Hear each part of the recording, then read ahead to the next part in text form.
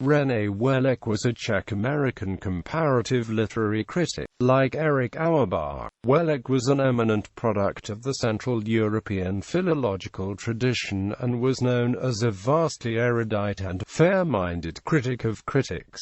René Wellek was born and raised in Vienna, speaking Czech and German. He studied literature at the Charles University in Prague, and was active among the Prague School linguists there, before moving to teach at London School of Slavonic and East European Studies in 1935. The school is now part of UCL. His younger brother Albert Wellek was one of the founders of musical psychology and lived in Germany. Before 1939, Wellek published some 60 items, all written in Czech.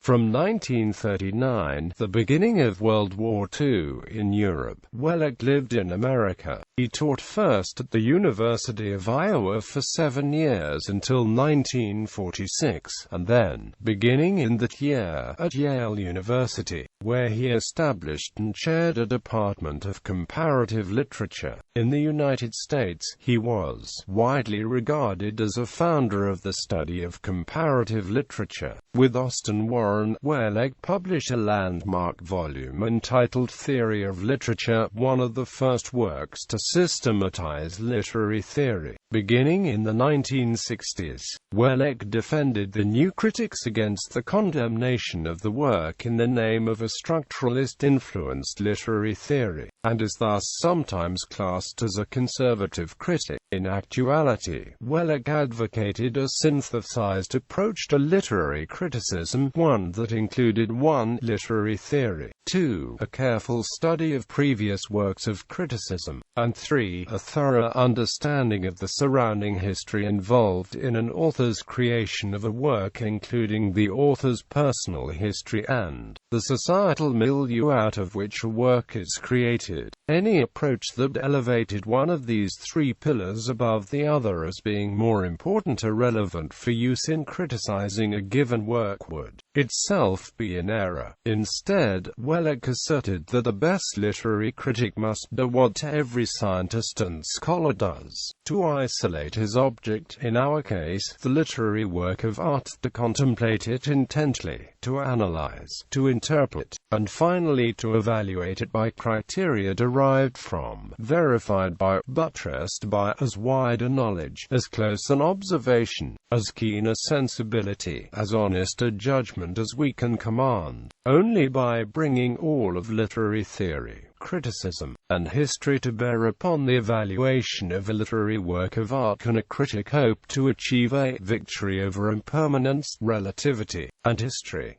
The crowning work of Wellek's career was an 8-volume magnum opus entitled A History of Modern Criticism, 1750–1950, the last 2 volumes of which he dictated from his bed in a nursing home at age 90.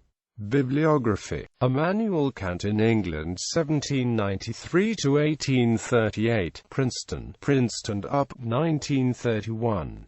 The Rise of English Literary History, Chapel Hill, The University of North Carolina Press, 1941. Literature and Ideas, Charlottesville, The University of Virginia, 1948. Theory of Literature, New York, Harcourt, Brace, and Co., 1949. A History of Modern Criticism 1750–1950, New Haven, Yale up, 1955–1992. Dostoevsky, A Collection of Critical Essays, Englewood Cliffs, N.J., Prentice Hall, 1962. Concepts of Criticism, ed. Stephen G. Nichols, Jr., New Haven, Yale up, 1963.